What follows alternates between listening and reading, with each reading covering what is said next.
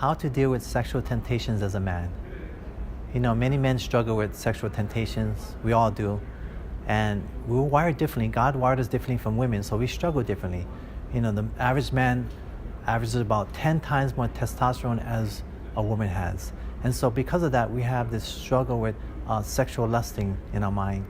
You know, how to understand the temptation that Satan throws our way, we need to go back to Genesis chapter 3, where it all began, with Adam and Eve, where Adam first sinned.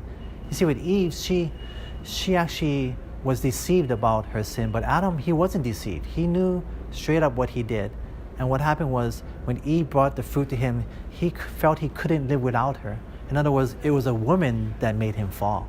He wasn't deceived. And so it was a woman that make many men fall today. They're tempted with the lust of the eyes, especially through the eyes, and they see the sleek curves and the bare skin, and that what attracts men to women. It makes them fall sexually and lust after them.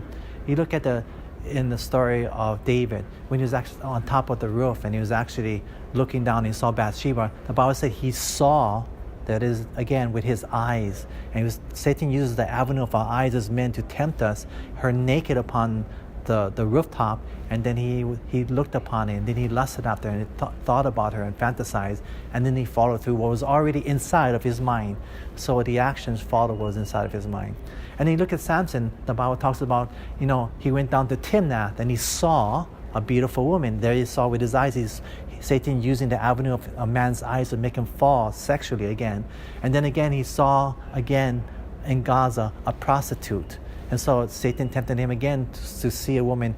And Samson, again, he fell to the sexual temptation. And so what no man could do, he's the strongest man ever, what no man could do, a woman was able to do. And so many men fall in this era, and they keep feeling guilty for what they've done. But, you know, there's a solution. And the solution is that we also can be saved through our eyes as well.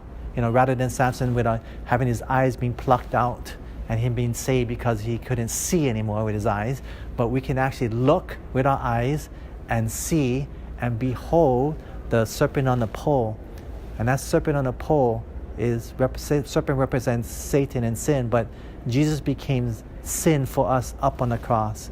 And as we look upon Jesus up on the cross and the love he has for us, and we see something different, not a woman to behold with a sleek curves and bare skin, but we behold the Lamb of Christ on the cross of Calvary in love for us. When we see that, rather looking down at our bites of the serpent and sin, when we look down upon all these bites and how we're falling into sexual sin and temptations, whatever it may be, but look up to Jesus, and you will live.